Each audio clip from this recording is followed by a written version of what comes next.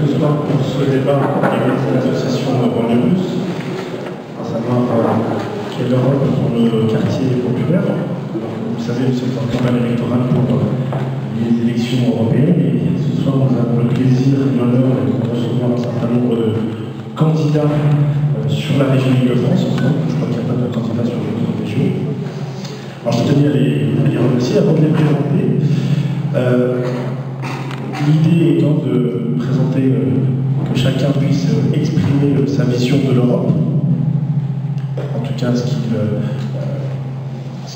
qu'il souhaite amener dans son combat, éventuellement si la personne est parlementaire à Bruxelles, et puis surtout quelle valeur ajoutée, quel intérêt potentiellement justement sa candidature pourrait apporter notamment à la difficulté ou à la problématique des quartiers populaires ou de la banlieue en général. Je crois qu'on entend.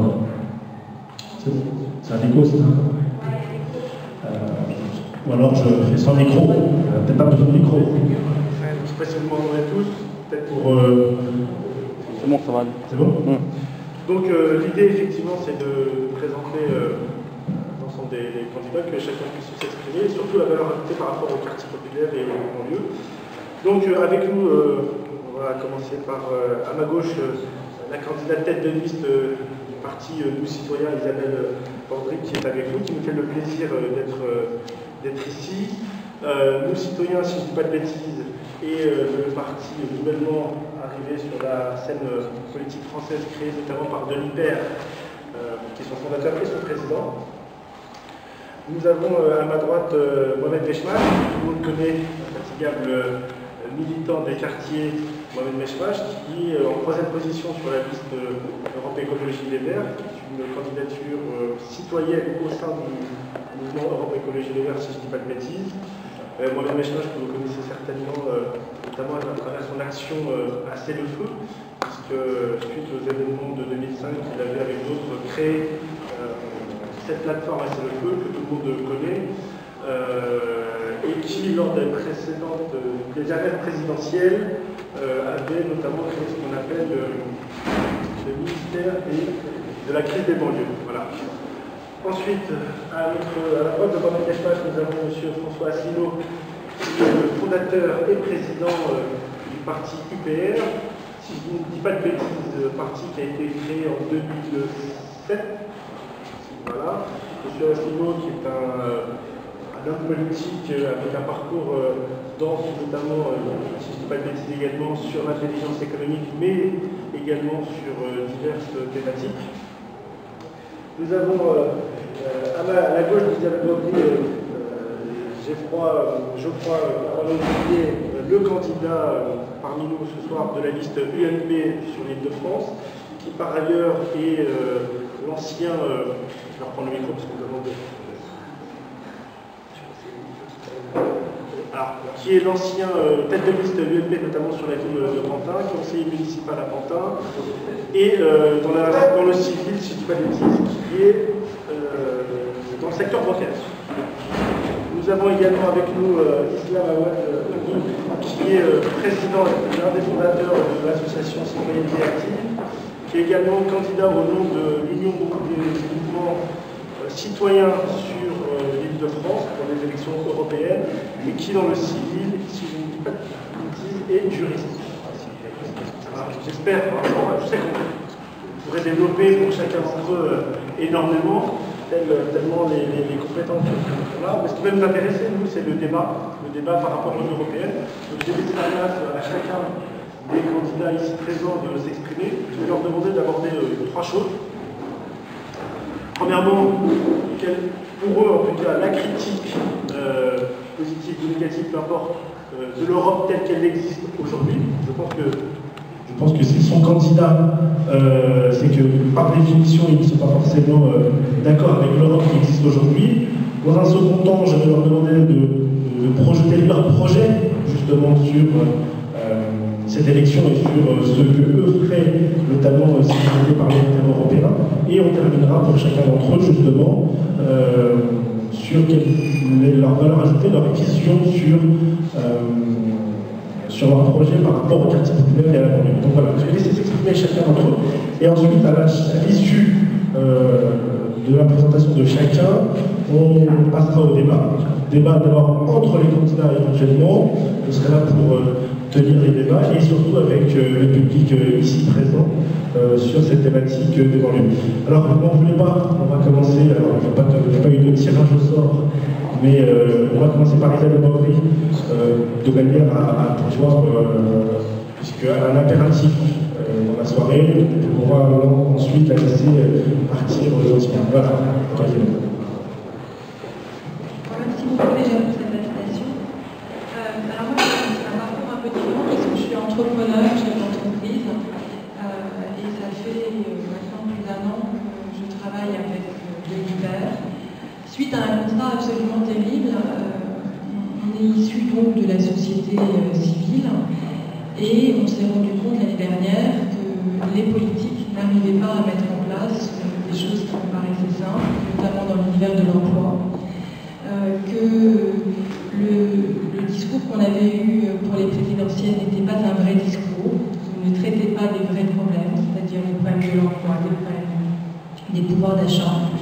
Et qu'en tant que chef d'entreprise, alors même que l'on avait créé des emplois, qu'on avait monté des sociétés qui avaient des activités en France, mais aussi à l'étranger, on se disait qu'on avait une vraie responsabilité, notamment par rapport à nos enfants, de s'engager pour faire en sorte que la France aille mieux et qu'on arrive de nouveau à rayonner à travers le monde.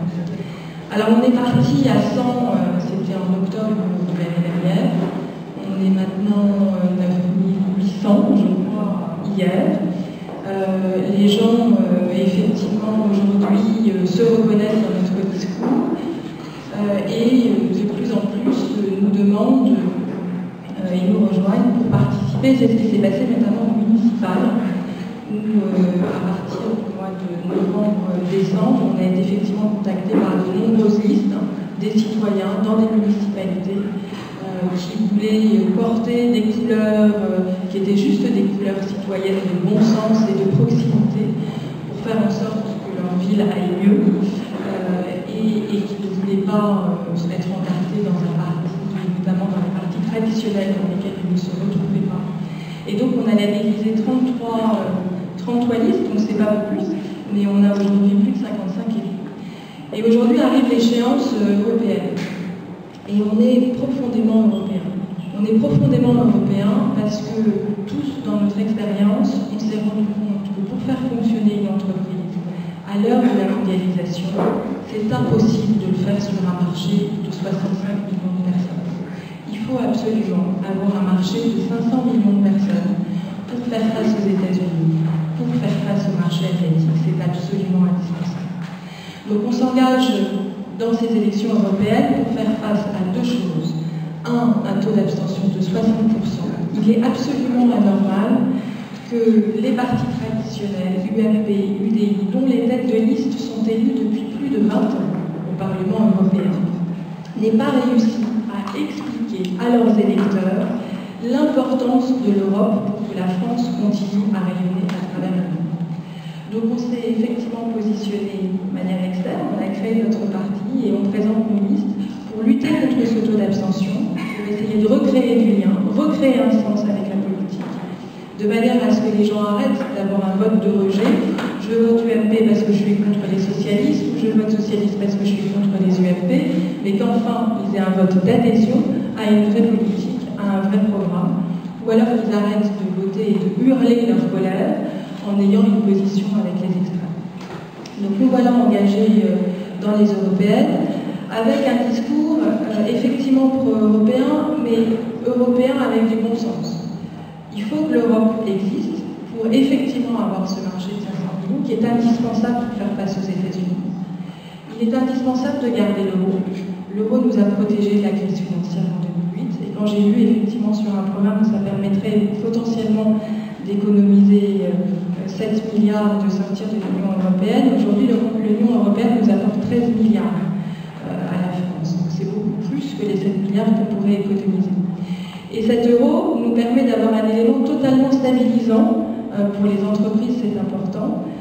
Imaginez de nouveau des taux de change aux frontières, c'est une difficulté pour les commerces. Aujourd'hui, les entreprises françaises, et notamment les PME françaises, exportent à 60% dans les pays européens.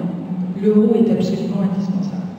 Donc on s'engage dans les européennes pour effectivement expliquer que l'Europe est indispensable pour le rayonnement de la France, pour les entreprises et donc pour l'emploi, et aussi pour le pouvoir d'achat. Parce que si aujourd'hui on sort de l'euro, il y a immédiatement une dévaluation. Et qu'est-ce que ça veut dire une dévaluation? Ça veut dire que de tout à coup, tous les produits qui sont faits à l'étranger, par exemple ces produits-là, enfin l'intégralité des produits qui vous entourent, qui sont fabriqués à l'étranger, deviendront hors de portée. C'est un appauvrissement immédiat de la société, des entreprises et de la société. Alors après, pourquoi l'Europe et les banlieues?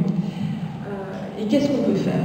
Déjà, il y a l'emploi. C'est-à-dire qu'effectivement, il est absolument fondamental qu'on arrive à débloquer le marché de l'emploi. Et pour débloquer le marché de l'emploi, il faut développer des entreprises. C'est aussi simple que ça. Et donc, il y a plusieurs choses pour refaire partir le marché de l'emploi. Donc, il y a faire en sorte que le SMIC net égale le SMIC brut. Parce que la France, aujourd'hui, lorsqu'on est une entreprise, a des coûts, le coût du travail est beaucoup trop élevé. Il faut faire en sorte aussi qu'il n'y ait plus de seuils sociaux qui soient trop bas et qui empêchent les petites entreprises de se développer et d'embaucher. Par exemple, en Allemagne, les seuils sociaux sont à 250 emplois.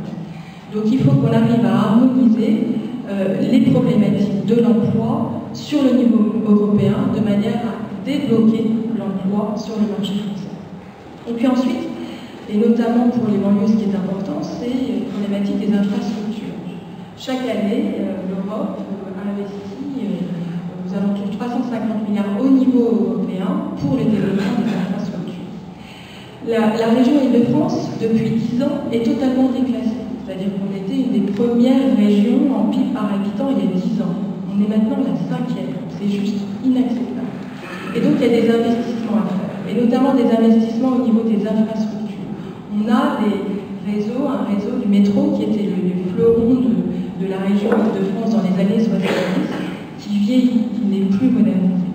Il y a cette problématique du Grand Paris qui devrait arriver en 2030, mais d'ici là, il est tout à fait indispensable que la région qui n'a rien fait depuis 10 ans se positionne au niveau européen pour obtenir notamment des aides pour les infrastructures. Et alors ce que j'ai appris récemment et ce que je trouve absolument effrayant, c'est que notamment au niveau de la région, on aurait pu obtenir un certain nombre de subventions qui allaient au-delà du milliard sur les 10 dernières années et qui n'ont juste pas été demandées par la région. C'est-à-dire que les politiques en place, les gens qui ont été élus pour vous représenter au niveau de la région, n'ont juste pas fait les démarches pour obtenir ces subventions. Et donc, il y a des rapports qui sont sortis récemment là-dessus. Cet argent a été rendu à l'Europe parce que la région Île-de-France ne savait pas comment récupérer de manière intelligente cet argent. Donc, ce qui montre aujourd'hui un besoin absolument criant, mais qui est demandé à juste titre par les citoyens, de changer et de renouveler le personnel politique pour redonner du sens et pour redonner de la proximité. Merci Isabelle. Alors, j'ai pas précisé tout à l'heure, les candidats ont 10 minutes maximum pour cette presque minute, donc c'est plutôt parfait. Donc on a bien compris, Isabelle, que la liste de nous citoyens était plutôt pro-européenne, alors qu'il fallait essentiellement, d'après vous, un renouvellement, que sur notamment le fonctionnement de l'euro, c'est plutôt un avantage pour vous, si j'ai bien saisi. Je crois que de toute façon, on aura l'occasion d'aborder, puisqu'on n'est pas forcément sur cette position. Et sur les quartiers, effectivement, vous faites référence à notamment deux éléments primordiaux qui sont le développement de l'emploi, nécessaire dans le redémarrage de l'activité économique notamment, et en termes d'infrastructure, le déficit, ou en tout cas la possibilité, ou la non-possibilité jusqu'à présent, d'après vous en tout cas, que des dirigeants, quels que soient les bords politiques, de ne pas avoir justement sollicité comme il le fallait l'Union européenne, comme d'autres pays peut-être ont pu le faire, si j'ai bien compris. Je vais passer la parole à ma droite à Mohamed Mechmach, qui représente la candidature citoyenne au sein d'Europe Écologie Les Verts, et je vais lui demander pareil, c'est des propositions comme vous avez compris, et par contre là je lui dis qu'on a 10 minutes à lui accorder. L'invitation à passer avant le bus.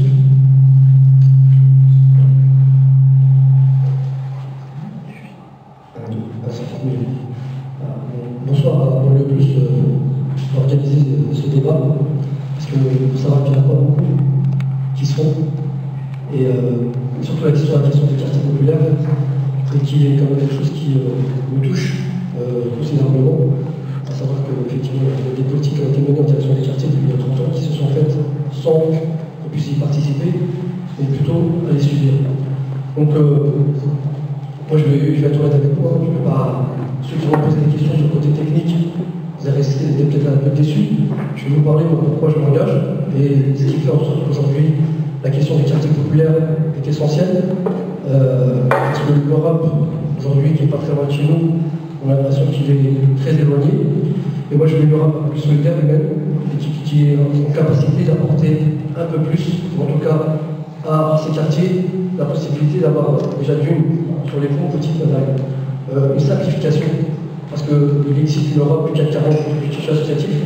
Malheureusement, ceux qui bénéficient de ces subventions, ce sont souvent les grosses structures qui ont l'ingénierie, qui sont capables d'aller effectivement les chercher. C'est ceux qui ont de la trésorerie d'avance. Donc, il y a toutes les petites associations qui sont dans ces quartiers, qui font l'éducation populaire, qui sont au quotidien près des gens, quand ils souffrent, quand effectivement ils partagent des moments agréables, et bien ceux-là, ils n'ont pas accès. Donc il va falloir tout simplement peut-être apporter une accessibilité plus simple, créer un guichet unique au sein des régions, délocaliser l'Europe pour permettre à ceux qui sont en Europe de venir un peu se rapprocher de la réalité des gens et tout simplement se dire que cette Europe, on l'a un peu choisie, pas subie, parce que pour l'instant c'est ce qui est le cas. Donc il y a ça. Concernant toute notre jeunesse, il y a aujourd'hui une jeunesse qui malheureusement n'a pas le droit d'accéder à Erasmus. Erasmus, c'est pour tous les jeunes qui sont diplômés, qui sont Bac+3, ça leur permet d'aller en Europe, d'avoir des stages, d'avoir de la formation, d'aller découvrir autre chose. Et ceux qui sont dans ces quartiers, ceux-là, ils n'y ont pas droit parce que le cursus ne leur permet pas, ils ne sont pas informés. Et tout ce qu'il faudrait faire, peut-être, c'est créer la formation aussi pour que les métiers manuels reprennent leur droit. Parce que dans les années à venir, on va y avoir droit. On va chercher de la main-d'œuvre. Malheureusement, il y a du potentiel dans ces quartiers, simplement, ils n'ont pas accès. Donc il faut tout simplement apporter la possibilité à l'ensemble de ces citoyens et de ces citoyens aussi européens d'avoir accès. Moi je me dis que cette question elle va être portée haut et fort parce qu'il y en a un peu marre à chaque fois, qu'il y en a qui font beaucoup de démagogie, qui parlent de nos quartiers mais qui n'y vivent pas et qui ne subissent pas non plus ce qu'on vit au quotidien. Donc c'est ça, c'est où aujourd'hui on a une capacité de se dire que ceux qui sont mis en place ne font rien pour nous, qu'est-ce que nous on décide de faire pour que les choses changent. Moi j'ai pris cette option-là, et pas qu'aujourd'hui, parce que ça fait très longtemps qu'on se voit sur ces questions-là, ça fait très longtemps qu'on remet la question des quartiers populaires, et on n'est pas les seuls, et il y en a beaucoup qui le font. Et moi je tiens à tirer mon chapeau et à mon hommage, parce que très peu on parle d'eux. Et très peu effectivement, souvent on les diabolise comme si c'était des gens qui n'étaient pas très comptables. Vraiment, il faut juste que les choses elles changent, elles soient modifiées. On n'est pas un problème, on est la solution, et on est en capacité effectivement de démontrer. Et cette parole au Parlement, eh bien, il faut qu'ils l'entendent. Il faut qu'ils entendent qu'aujourd'hui, on subit des choses qui ne sont pas acceptables, notamment sur aujourd'hui les représentations qu'on a, la stigmatisation qu'on a, la discrimination qu'on a. Il n'y a rien, il n'y a aucun outil aujourd'hui d'évaluation qui permette de faire ça. Et moi, je viens de me battre pour ça là-haut, pour expliquer qu'aujourd'hui, les répressions policières qu'on subit constamment, que les clés d'étranglement qu'on utilise, alors que des gamins sont contrôlés, malheureusement, certains ne rentrent pas chez eux parce que la clé d'étranglement fait des morts, c'est aussi dans ces moments-là parce qu'on peut l'interdire et se battre là-dessus. Donc, mon combat, il est ni plus ni moins là. Et au-delà de notre quartier, ici, c'est 8 millions d'habitants. Et ces 8 millions d'habitants, ils méritent effectivement le même droit commun que les autres et la même accession. Et au niveau santé, parce qu'il faut savoir que c'est là dans notre quartier, on vivra moins longtemps, notre capital santé, il est compté, à savoir que ce qu'on mange, effectivement, on a un laboratoire, on peut tout se permettre. Ce qu'on vit au quotidien sur l'insalubrité, sur les maladies, on est encore un laboratoire. C'est les produits pharmaceutiques. Presque, on va vous dire que plus vous êtes malade, plus ça va les enrichir. Alors qu'ils ont aujourd'hui la possibilité de régler des problèmes, mais ça n'intéresse pas. Il faut d'abord qu'on soit bien malade pour qu'après on puisse effectivement être soigné. Et bien, il faut simplement se dire qu'il faut qu'on arrête tout ça. Et ça, c'est pas possible. Pareil pour tout ce qui concerne le déplacement. Si on regarde le transport, la qualité des moyens qu'on y met, ils en ont rien à foutre, que ce soit les derniers moyens qu'on met sur les matériaux, on s'en fout. La rénovation urbaine, elle a été faite, allez voir ce que ça donne. Les loyers aujourd'hui, ils sont insupportables parce que les matériaux n'ont pas été choisis sur l'isolation, que les gens sont obligés d'allumer le chauffage, ils payent à la fin du mois 300, 400 euros de plus que les autres, alors qu'au départ, ce n'était pas ce qui était vendu. Donc tout ça, pour un moment ou un autre, on se rapproprie ces lieux-là, qu'on recrée des liens, qu'on se permette effectivement d'être acteurs et auteurs, et qu'on crée tout simplement une sorte de pouvoir d'agir. Et ça, on peut se donner tous les moyens. On peut aussi avoir de la démocratie d'interpellation, et on fait des propositions aussi là-dessus. Et là, on demandera à tous nos parlementaires et à nos députés, ceux qui sont là depuis très longtemps, s'ils sont d'accord. Il y a une enveloppe parlementaire qui existe. Elle a été dénoncée par la Cour des comptes. Et bien, on fait des propositions de réclamer 10% de cette enveloppe parlementaire. Ça veut dire que chaque parlementaire, sénateur ou député, est capable de se dire la démocratie, si elle veut qu'elle réexiste avec ça, je suis prêt, moi, à donner 13 000 euros de mon enveloppe. On ferait un peu commun, on permettrait à tous ces habitants qui aujourd'hui ont décidé de prendre leur destin en main d'avoir les moyens financiers. Et y compris les partis politiques qui sont financés par l'argent public, 1% des partis politiques reversés aux habitants qui aujourd'hui ont demandé, ont fait en sorte qu'on les élise, de pouvoir leur reverser pour que le jour où on n'est pas d'accord avec eux, on a les moyens aussi d'organiser et de créer aussi des contre-pouvoirs et de créer des projets qui nous correspondent. Parce qu'il faut savoir une chose, nous, on vit là, on subit les choses, ou d'autres nous les imposent. Alors soit on choisit une Europe choisie, ou bien on subit une Europe que d'autres voudraient prendre comme laboratoire. Et moi, c'est pas ce que je veux. Voilà. C'est pour ça qu'aujourd'hui je suis présent, je suis là, c'est pour ça que je me présente. Qui Europe Écologie, je me présente à titre. En Mohamed Bechmash, j'ai ma liberté de parole, j'ai aujourd'hui la possibilité de pouvoir parler de là où je suis, mais on ne sera pas à ma place. C'est pas donne-moi tes idées, je vais transmettre pour toi, je serai en capacité d'aller transmettre. Moi-même, ce que je pense, c'est ce que je veux défendre. Et je veux une Europe des quartiers. C'est-à-dire qu'aujourd'hui, nos quartiers sont similaires en Angleterre qu'en Allemagne, et que si on arrive à fédérer l'ensemble de ces quartiers, je pense qu'on pourrait aussi peser. Et je vous dis simplement, quand nos quartiers agiront, l'Europe réagira aussi, et c'est ça qu'on doit se faire, parce qu'on est en mouvement, et il ne faut pas qu'on lâche de ce côté-là. Voilà. Merci à Mohamed de nous avoir donné sa vision de l'Europe. Mohamed fait référence notamment à quelque chose d'assez important que nous avons le plus. On ne connaît pas, puisqu'on a fait le choix de ne pas solliciter de fonds publics, mais que différentes associations qui en ont très besoin se retrouvent confrontées régulièrement. C'est notamment les financements européens, notamment le Fonds social européen, effectivement, que beaucoup d'associations sollicitent et qui n'ont absolument pas les moyens techniques d'y répondre. Et effectivement, pourquoi? Parce que c'est une certaine bureaucratie européenne qui fait en sorte que, justement, l'association lambda ne peut pas se permettre de donner du temps et de l'énergie pour répondre à ces différents critères. Effectivement, ça serait intéressant que la prochaine mandature européenne puisse permettre de simplifier peut-être pour un certain nombre de structures associatives cet accès-là, parce qu'effectivement, comme le dit Mohamed, il y a une réalité, c'est que finalement ceux qui bénéficient, puisque les fonds existent, tous les ans dans les fonds sont votés, et on s'aperçoit finalement que les fonds sont également utilisés, mais que le plus souvent sont utilisés par peut-être des structures un peu plus professionnelles, et que sur les quartiers populaires, justement, on n'en voit pas forcément la couleur par donner à l'expression. Il y a une chose qui m'a aussi, que tu as évoquée, qui serait à mon avis intéressante, c'est qu'effectivement, tout le monde connaît, en tout cas pour ceux qui ont fait des études universitaires supérieures, le système Erasmus. Il serait peut-être intéressant aussi d'introduire un système un peu équivalent, justement, sur pas forcément que du supérieur. Ça serait aussi intéressant, pourquoi pas, justement, de l'initier. Et puis, tu as fait référence effectivement aux différents quartiers des différents pays européens. Effectivement, les thématiques telles qu'on les connaît aujourd'hui, tu as parlé tout à l'heure notamment de ce qu'on appelle la pièce d'étranglement, notamment d'accueil d'étranglement malheureusement lorsqu'on a affaire aux agents de police. Et effectivement, effectivement, ce sont des choses qui également existent sur différents d'autres pays. Et il serait intéressant, pourquoi pas, justement, de connaître comment d'autres pays ont agi pour justement qu'on n'ait plus à l'avenir ce type d'opération et ce type de décès également, malheureusement, d'assassinats qui puissent exister, qui ne puissent plus exister justement sur le territoire. Merci en tout cas, Mohamed, pour ton intervention. On reviendra de toute manière tout à l'heure sur un certain nombre de thématiques et sans plus attendre, je vais donner la parole à François Asselineau pour l'UPR et nous exposer sa vision de l'Europe d'aujourd'hui. Essayer de parler comme ça parce que je trouve que c'est un peu désagréable. Il y a un pays qui s'appelle la France qui perd actuellement environ 5 à 600 emplois industriels par jour ouvrable depuis 15 ans. Et tous les jours que Dieu fait, il y a 5 à 600 personnes qui basculent en dessous du seuil de pauvreté. Notre pays, qui était à la pointe du rayonnement mondial dans les années 70, est désormais considéré comme étant devenu le simple larbin des intérêts otaniens et américains. Notre crédit dans le monde s'est effacé.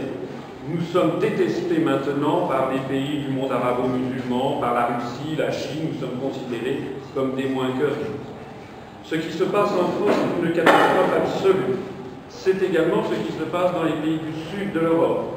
Je rappelle par exemple qu'en Grèce, on a maintenant 65% des moins de 25 ans qui sont au chômage et 28% de l'ensemble de la population.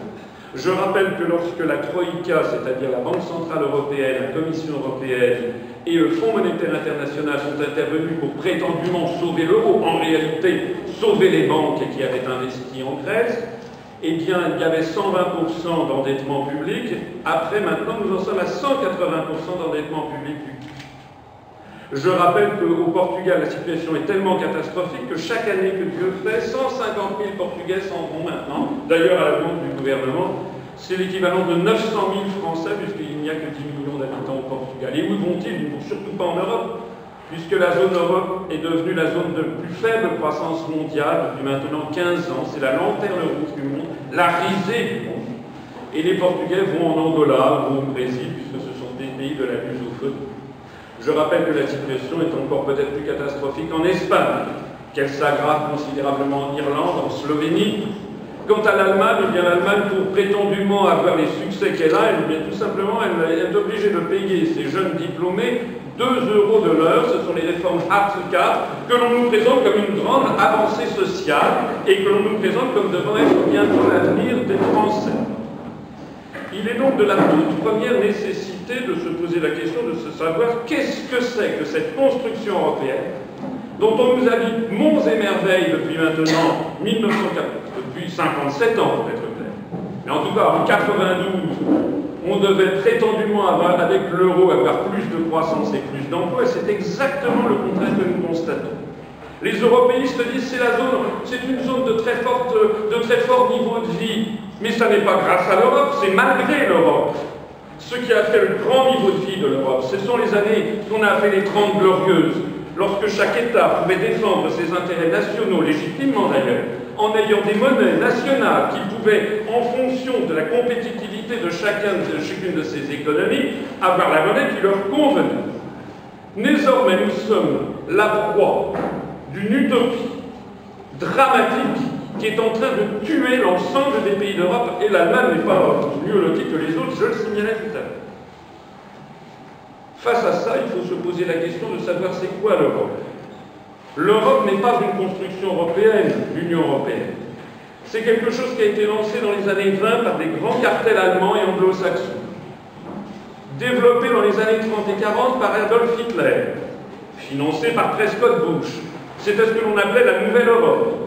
Walter Hallstein, qui était le juriste d'Hitler, qui a préparé les premiers projets de l'Union européenne, l'a fait après la rencontre d'Adolf Hitler et de Mussolini en 1938. Walter Hallstein a été arrêté en officier de la Wehrmacht en 1944, envoyé par les États-Unis à Camp Como dans le Missouri, puis ensuite à Fort Getty dans le Rhode Island, et ensuite a été retourné par les Américains, s'est retrouvé professeur dans une université en République fédérale d'Allemagne, et en 1951, il entrait comme secrétaire d'État aux affaires étrangères du gouvernement de Konrad Adenauer. 7 ans seulement après avoir été arrêté par les Américains en officier de la Wehrmacht à Cherbourg en juillet 1944.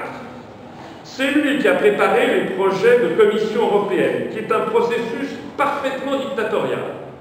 On ne peut pas avoir de démocratie européenne puisqu'il n'y a pas de démos. La démocratie, c'est Demos Kratos, le pouvoir du peuple. Si vous n'avez pas de peuple européen, vous ne pouvez pas avoir de démocratie européenne. Et ça a d'ailleurs été conçu comme tel. Un procédé, la Commission européenne est un procédé fondamentalement antidémocratique. D'ailleurs, ce Walter Hallstein a signé le traité de Rome avec Konrad Adenauer au palais du Quirinal le 25 mars 1957. Toutes les photos en témoignent. Et ensuite, il est devenu le premier président de la Commission européenne. Nous avons maintenant un processus qui est entré dans une névrose terminale. L'euro est en train de mener tous les peuples à la ruine. J'entendais dire tout à l'heure que l'on ne pouvait pas vivre dans le monde si on n'avait pas un marché de 500 millions d'habitants. Qu'est-ce que c'est que cette histoire? Avez-vous déjà entendu, Madame Borderie, êtes-vous déjà allé à Singapour, qui a 4,5 millions d'habitants, et qui est donc comme la moitié de l'île de France, qui a un niveau de vie supérieur au nôtre et qui a un taux de croissance de 8% par an? Avez-vous déjà été à Taïwan? Avez-vous déjà été en Corée du Sud, au Vietnam? La réalité qui nous est imposée, c'est que les traités européens ont été conçus par une toute petite oligarchie qui a joué ses intérêts financiers contre l'intérêt des peuples. Et de ce point de vue-là, les banlieues, eh bien, ce sont des Français comme tout le monde. Vous êtes en train de subir tout ce que subissent les Français. Nous sommes sur une voie d'appauvrissement généralisé. Je voudrais signaler notamment que ce que l'on appelle la mondialisation inévitable n'est pas inévitable et n'est pas du tout symétrique.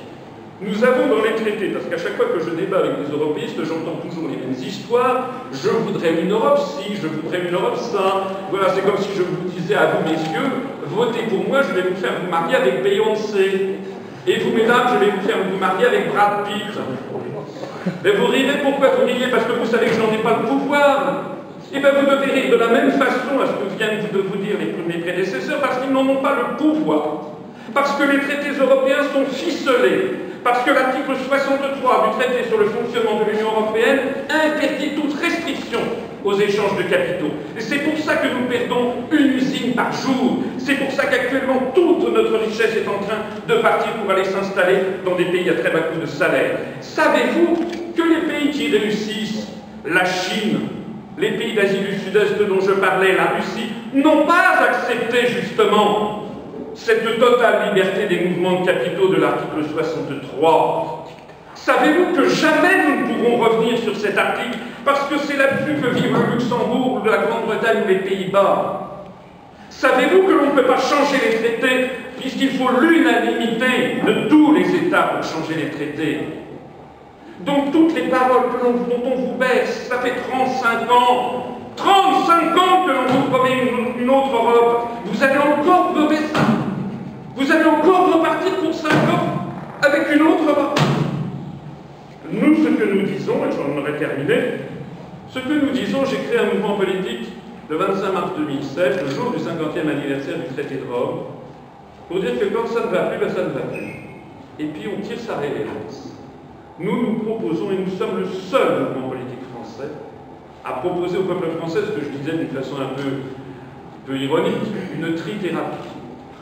Sortir de l'Union européenne, nous en avons le droit. C'est l'article 50 du traité de l'Union européenne qui est interdit d'antenne à la télévision et à la radio. Vous avez sans doute remarqué que M. Denis Père de Nos Citoyens passe constamment dans toutes les télés des radios. Moi, jamais. C'est bizarre. C'est très bizarre. Il y a une autre chose que nous voulons faire, c'est sortir de l'euro. Et de ce point de vue-là, je peux vous donner la litanie du nombre de prix Nobel d'économie de tous les pays du monde qui disent qu'il faut sortir de ce bazar au plus vite. Et puis nous voulons sortir de l'OTAN, parce que nous sommes placés sous la domination de l'OTAN par l'article 42 du traité de l'Union européenne, que la construction européenne n'est pas du tout la paix, mais la guerre, que la construction européenne nous emmène en ce moment vers la guerre contre le monde arabo-musulman. On l'a vu au Soudan, on l'a vu en Libye, on le voit en Syrie, contre la Russie orthodoxe, on le voit en Ukraine. Nous sommes devenus les supplétifs de la géopolitique américaine. Ce que nous proposons aux Français, c'est de se redresser. Nous nous adressons aux Français de cœur, parce que dans les Français, il y a des collabos, et puis il y a des résistants. Nous nous adressons aux Français de cœur, nous avons un mouvement politique qui croit tout à lui, bien que interdit les médias de grande diffusion, uniquement par les réseaux sociaux, par Internet. Et je signale d'ailleurs que notre site upr.fr est devenu le premier site, ou le deuxième, ça dépend des jours, le plus consulté de tous les partis politiques français, tout simplement parce que nous ne vous prenons pas pour des imbéciles. Nous nous adressons aux Français comme un peuple raisonnable, qui est capable de comprendre avec intelligence une situation dramatique qui lui est imposée. Je vous remercie de votre attention.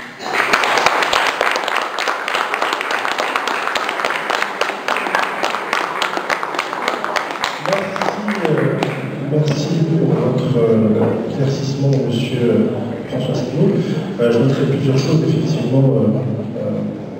C'est la baisse de la puissance économique et autres de la France. C'est, d'après vous en tout cas, le risque pour la France de devenir ce que subissent en tout cas un certain nombre d'autres pays européens tels que la Grèce et le Portugal. C'est clairement pour vous l'Europe qui ne défend pas les intérêts nationaux en France ou dans tous les autres pays européens. Et puis surtout, vous l'avez dit, le critique qui est la sortie de l'Europe, de l'euro et de l'OTAN. Merci en tout cas d'avoir exprimé, on va revenir une fois que l'ensemble des candidats auront exprimé leur point de vue, on va revenir sur quelques thématiques à mon avis que vous avez notamment abordées. Et sans plus attendre, je vais donner la parole à Geoffroy Carvalho pour l'UMP qui va nous exposer, lui, sa vision de l'Europe, son projet et également sa valeur ajoutée éventuellement pour les quartiers populaires. Merci. Alors, dans un premier temps, je voulais tous vous remercier d'être présents ce soir. On dit que souvent que l'Europe n'intéresse personne. Et bien, ce soir, vous prouvez le contraire. Et surtout, ce que j'ai envie de dire, c'est qu'il faut avant toute chose, on peut être pas d'accord sur tel ou tel sujet, on peut avoir chacun sa vision de l'Europe, mais il faut lutter contre l'abstention. Parce qu'on ne peut pas accepter qu'il y ait seulement à peu près 30% de Français qui vont voter à ces prochaines élections européennes. Sachant qu'aujourd'hui, il faut savoir que 70% du droit français viennent des directives européennes. C'est du droit transposé européen. Quand il y a des choses qui se passent, que ce soit au niveau des normes, que ce soit au niveau de la fiscalité maintenant, ça se passe aussi au niveau de Bruxelles. Et la France, elle doit être pleinement dans l'Europe et il faut voter pour ces élections européennes parce que c'est super important, parce que c'est notre avenir à tous. Et donc, moi, je représente aujourd'hui la liste de l'UMP, conduite par Alain Lamassoure et notamment aussi Rachida Dati, qui est très connue dans nos quartiers. Et nous, ce qu'on veut véritablement dire, c'est qu'on a vraiment des gens de qualité pour l'Europe, en fait. C'est-à-dire, nous, ce qu'on veut, c'est véritablement peser en Europe, parce qu'on se rend compte qu'en ce moment, on a quand même, depuis 2 ans, un gouvernement qui nous met mal à l'aise vis-à-vis de l'Europe. Quand là, dernièrement, on voit par exemple M. Arlène Désir nommé secrétaire d'État chargé de l'Europe, alors que celui-ci ne siège jamais au Conseil européen, les Européens, ils ont rigolé. Donc nous, ce qu'il faut dire maintenant, c'est que la France doit être de retour en Europe, et cette élection-là va vous permettre de vous exprimer dessus. Alors nous, l'UMP, qu'est-ce qu'on prône? C'est que déjà, on veut une plus grande convergence fiscale et sociale en Europe. C'est-à-dire, en fait, faciliter l'emploi, notamment l'emploi des jeunes. C'est-à-dire qu'aujourd'hui, on se rend compte qu'on s'enfonce plus dans du chômage, et donc l'Europe peut apporter des fonds pour la jeunesse, et notamment, ce qu'il faut retenir, c'est qu'en Seine-Saint-Denis, ici, l'Europe finance déjà des formations qualifiantes. Et il faut que, pour l'Île-de-France et pour la Seine-Saint-Denis, on se batte pour en avoir beaucoup plus. Aussi, donc, il faut une plus grande régulation au niveau des banques, comme ça a pu se le faire au niveau mondial et même au niveau européen. Il faut une France plus compétitive, donc c'est-à-dire en fait miser sur, à l'échelle européenne, sur des nouveaux marchés, sur de nouvelles entreprises. Et ce qu'il faut aussi retenir, c'est qu'il faut véritablement plus de convergence sur tous les pays européens. Pourquoi?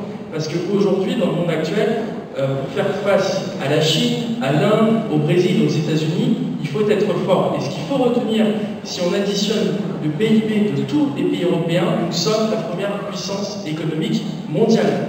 Et ça, il faut le retenir. Donc maintenant, il faut vraiment qu'on travaille ensemble. Il ne faut plus une Europe technocratique, mais une Europe qui devient politique. Et cela, il n'y a que nous, l'UMP, qui peut l'apporter. Pourquoi? Parce que quand on se rend compte de ce qui a été fait pendant le quinquennat de Nicolas Sarkozy, qu'on déteste ou qu'on aime, on peut se rendre compte que quand il était là, il y avait un chef et un patron à l'état de l'Europe, notamment pendant sa présidence de l'Union européenne en 2008.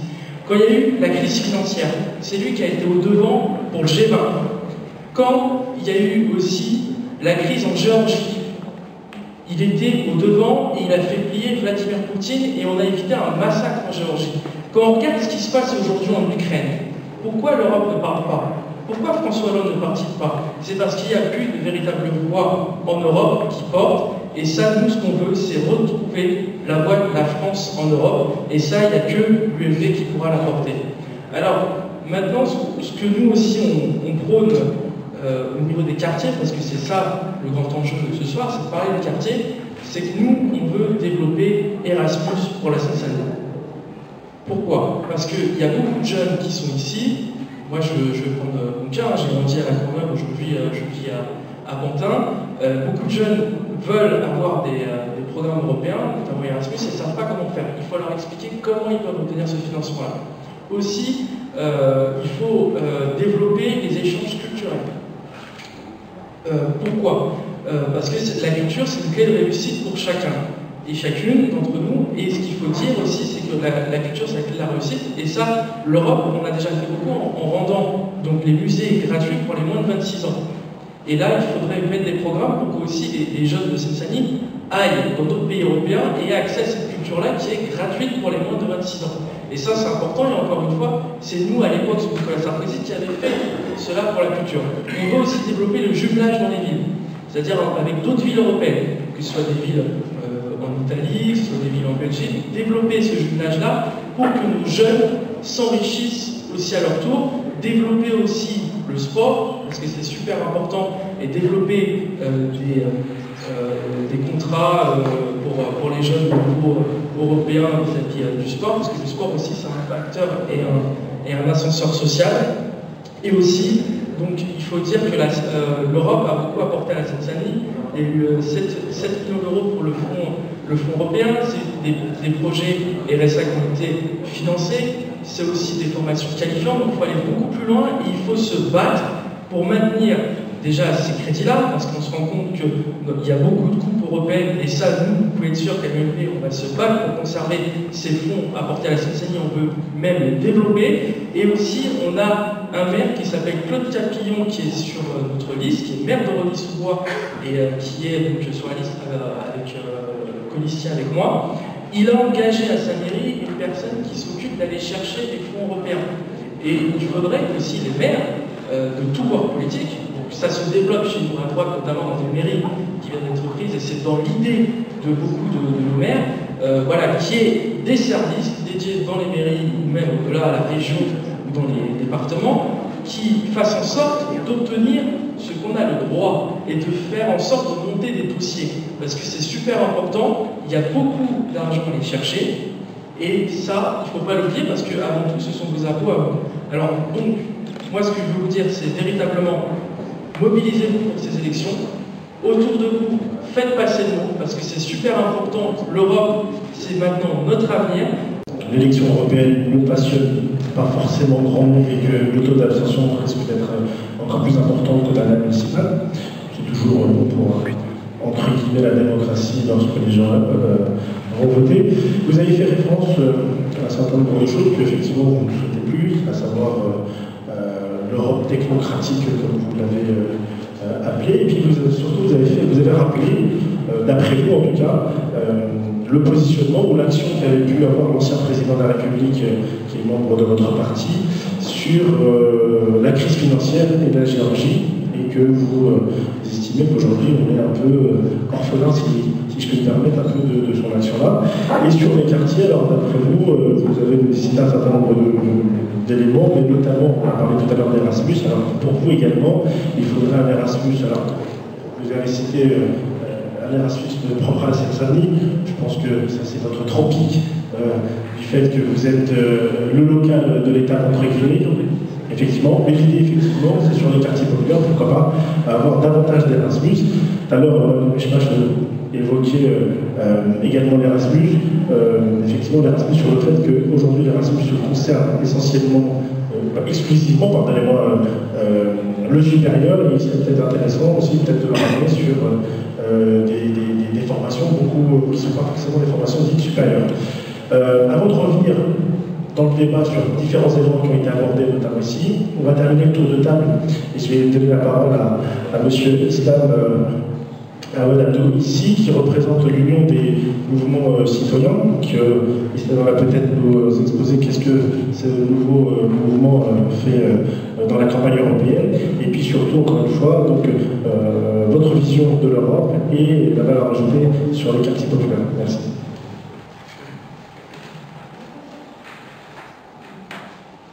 Bonsoir à tous, merci de vous être déplacés et pour votre présence. Alors quelques mots sur l'UMC, l'Union des mouvements citoyens. L'Union des mouvements citoyens est un mouvement politique qui émane des quartiers populaires, qui est nouveau. Alors un petit peu, on va reprendre l'historique. Le collectif citoyen, une association qui a appelé à la mobilisation citoyenne, à la participation de façon massive aux élections municipales et même 80 élus, et nous avons fait le choix de nous structurer en tant que mouvement politique qui est aujourd'hui l'UMC.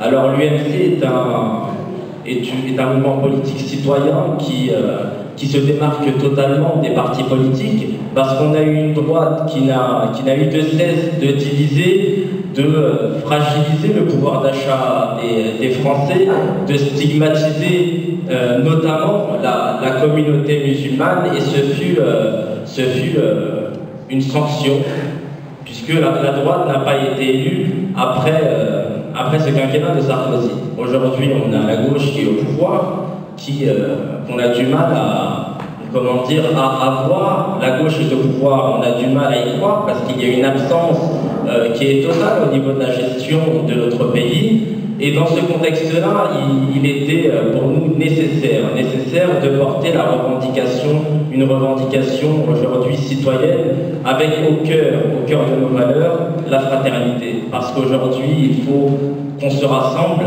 Il ne s'agit plus d'accuser les riches, d'accuser les pauvres. Nous sommes dans un pays qui est la France et nous devons tous nous rassembler pour le bien commun des Français. Donc l'UMC aujourd'hui rassemble des citoyens, rassemble des élus qui sont en responsabilité, et aujourd'hui, nous avec Isabelle Bordry et nous citoyens, vision commune pour relever le défi de l'Europe, et avoir des élus et siéger au Parlement européen. Notre vision de l'Europe, le constat européen, c'est qu'aujourd'hui l'Europe est en difficulté, mais l'Europe est nécessaire. L'Europe est nécessaire parce que il y a un peu plus de 50 ans, l'Europe est née pour la paix. Et aujourd'hui, nous avons une chance qui est énorme, c'est que nous vivons dans un espace de paix en Europe. Nous ne pouvons les thèses des extrêmes et taper sur l'idée de l'Union européenne. Mais depuis la création de l'Union européenne, nous avons réussi la paix, mais nous n'avons pas réussi l'union politique, l'union économique, parce qu'aujourd'hui, sur le plan économique, plusieurs pays européens sont en difficulté. L'Europe politique a eu des difficultés et n'a pas réussi, par exemple, à contraindre les pays à ne pas dépasser le taux de 3% d'endettement. Les administrations publiques, les dispositions en fait européennes n'autorisent pas les pays, les États membres de l'Union européenne à dépasser le taux d'endettement de 3%.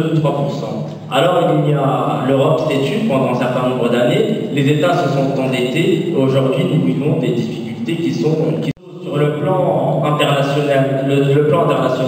L'Europe ne peut pas reculer comme ça constamment. L'Europe, c'est l'union de 28 pays aujourd'hui. Et la voix européenne, nous ne l'entendons pas sur le plan international. Ceci est un problème un échec. Les décisions aujourd'hui ne se prennent plus à Bruxelles ou dans les capitales européennes. Les décisions internationales se prennent à New York et à Pékin. Sont un État, un pays. La Chine aussi, aujourd'hui, vous avez, on est rassemblés, nous rassemblons 28 pays, et le poids que l'on pèse sur la scène internationale est très faible. Alors c'est pour ça qu'aujourd'hui, l'UMC, avec nos citoyens, nous portons 3 revendications. Premièrement, la question des subventions, parce qu'il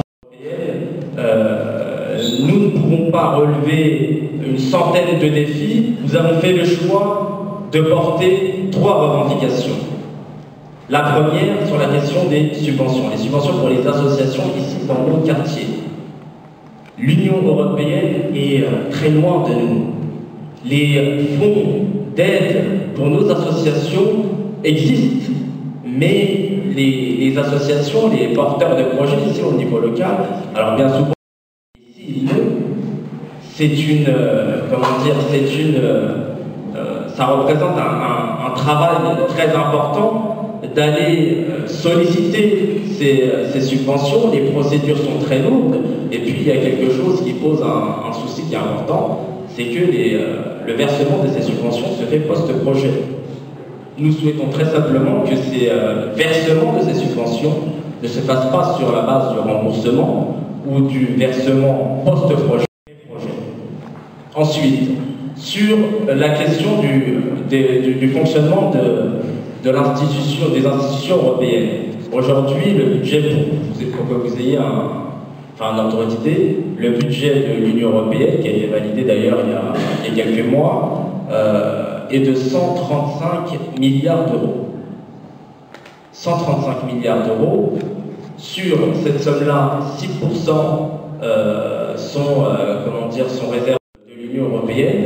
Alors on demande que l'institution aussi participe à l'effort budgétaire, qu'elle diminue les frais de fonctionnement et de réunir les institutions législatives et exécutives. Aujourd'hui, on a un Parlement qui est à Strasbourg. Nous avons le pouvoir exécutif de l'Union qui est à Bruxelles. Les dépenses sont très réunies pour diminuer ces dépenses qui sont aujourd'hui inutiles. Troisièmement, et une question qui est très importante, la présence de l'Union européenne sur la scène internationale. L'Europe aujourd'hui ne peut pas baisser la tête devant la violation du droit international, devant des États voyous, devant des dictatures, devant des coups d'État militaires. On ne peut pas reculer face aujourd'hui à l'occupation de l'Ukraine, face à un coup d'État militaire en Égypte. Quand Ashton s'est déplacée au Caire, elle a été reçue dans des conditions très difficiles. On ne lui a même pas répondu. Elle souhaitait rencontrer le président élu du peuple égyptien, et on lui a dit que ce n'était pas possible. Aujourd'hui, l'Europe, on n'a pas, on ne peut pas se permettre comme ça aujourd'hui l'Europe. L'Europe, c'est la fédération de 28 États forts qui doivent avoir une voix qui se fait entendre pour faire la promotion du droit et de la justice dans le monde. Merci.